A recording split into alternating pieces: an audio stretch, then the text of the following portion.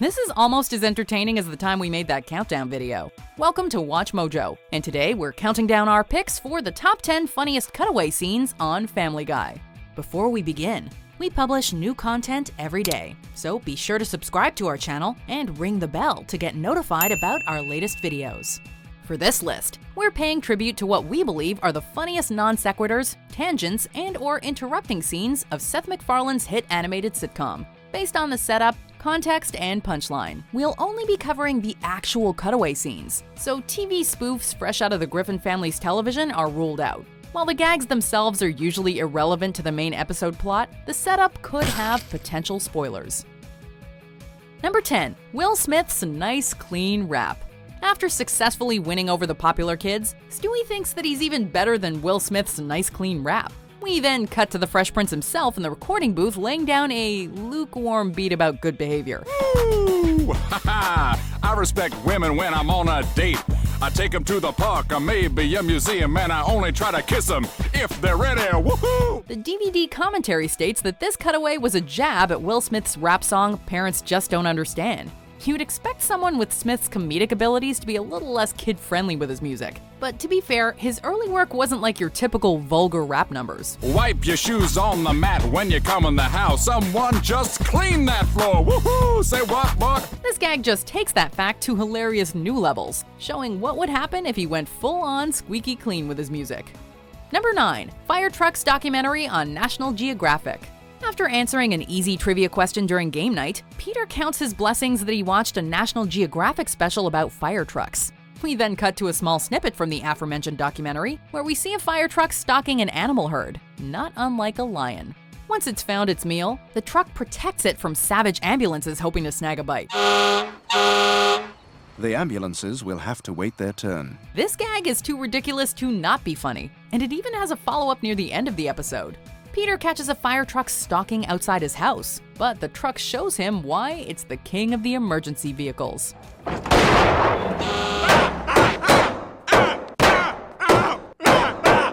Number 8. Stubborn as a mule. Once the Griffins arrive in Texas, Brian warns the family that Texans can be as stubborn as a mule. Nope. Sorry, Kevin Bacon wasn't in Footloose. To emphasize his point, we're then shown a cutaway of a mule arguing with a friend, refusing to admit that Kevin Bacon was in 1984's Footloose even though he totally was.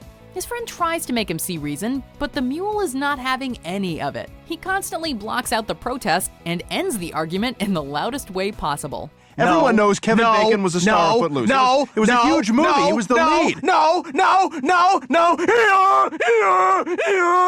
Not only does the cutaway end hilariously, it's also relatable for anyone who's had to deal with that one jerk who can't stand being wrong about anything, facts or no facts. Number 7. Robert Loggia at the airport. What's worse than having to wait in line? How about waiting behind someone who's taking way too long at the check-in clerk? May I have your name, please? Robert Loggia. Can you spell that for me? Certainly. That's Robert Loggia. R as in Robert Loggia. O as in, oh my God, it's Robert Loggia. Peter recalls a time when he was forced to experience this very scenario when he was stuck behind Robert Loggia checking in at the airport.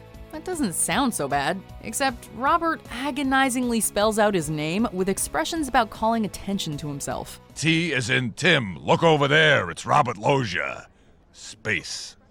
L as in look. It's Robert Loggia. We can't say if Robert was really like this, but the situation is just too bizarre to not be funny, especially considering how frustrating going through an airport really is. The one downside is that we don't get to hear Robert finish spelling himself out. Not okay! Number 6. Stewie's relaxation spot.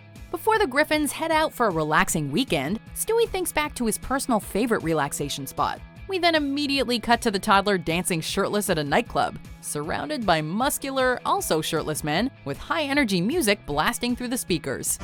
I know the guy that owns this place! It's hard to tell what the major punchline of this gag is. Is it poking fun at Stewie's ambiguous sexuality, or is it the fact that he finds relaxation in a crowded nightclub with loud thumping music? Either way, it offers a short and funny look into how our favorite sociopathic baby unwinds after a long, stressful day of plotting and scheming.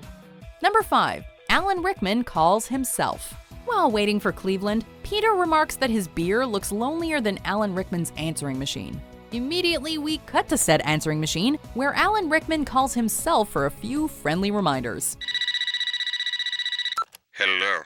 You've reached Alan Rickman at 555-0122. Please leave a message at the beep. It's sad that people are too scared to give Alan a call, but it's also hysterical to hear such simple memos to himself being spoken in his trademark steady, intimidating tone. Obviously, they couldn't get the real Alan to voice himself. It would have been a miracle if they could, but Alex Sulkin does a fairly impressive impersonation, right down to his mannerisms. Alan, it's me again. Remember that turtle joke for the party? If Alan were still alive today, we're sure he'd be flattered, or at least have a good chuckle. Number 4, Peter joining book club? Peter gets invited to Ryan Reynolds' housewarming party, and he believes it'll be way more fun than what usually happens on Friday nights at the Griffin home. It turns out that Friday is the night Lois hosts her book club meeting. She invites Peter to join them, he cheerfully says yes, and then gruesomely breaks his own neck. Yeah, that sounds great. Anything beats what goes on at my house Friday nights. Hey, Lois, what's going on here? Oh, it's my book club, Peter. Come, join us. Oh, okay. It's true that not everyone wants to be dragged into a book club, but this is a bit of an overreaction on Peter's part. On the other hand, maybe he just doesn't want to relive his last book club meeting. Here's another thing. The book can also be a hat. Either way, that is definitely one graphically effective method to escape an unwanted situation. Number 3, ladies and gentlemen, Mr. Conway Twitty. Whenever anyone, especially Peter, needs a quick distraction from an awkward moment, a poorly done joke, or to pad out the show, they call on a little help from the late Conway Twitty. Ladies and gentlemen, Mr. Conway Twitty. Nice to see. After those 6 little words, we cut to a short video of Mr. Twitty's musical performances, every now and then altered with photoshopped headwear for the musician. Ladies and gentlemen, Mr. Conway Bieber. While not always used gracefully, this has become one of Family Guy's most memorable running gags, and it definitely fulfills the need to create a diversion. Now, ladies and gentlemen, Mr. Conway Twitty.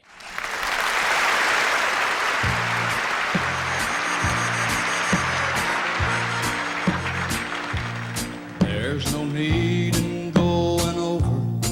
It could also be seen as a funny tribute to the departed musician, though Mr. Twitty might not see it that way. Conway Twitty says cut it out. Just write a joke. Number 2, Peter's life, narrated by Peter. When Peter worries about Chris's new phase, Lois and Brian remind him of one of his own previous stages, when he spent 2 weeks narrating his own life. I looked with a grimace at the questionable meal Lois had placed in front of me.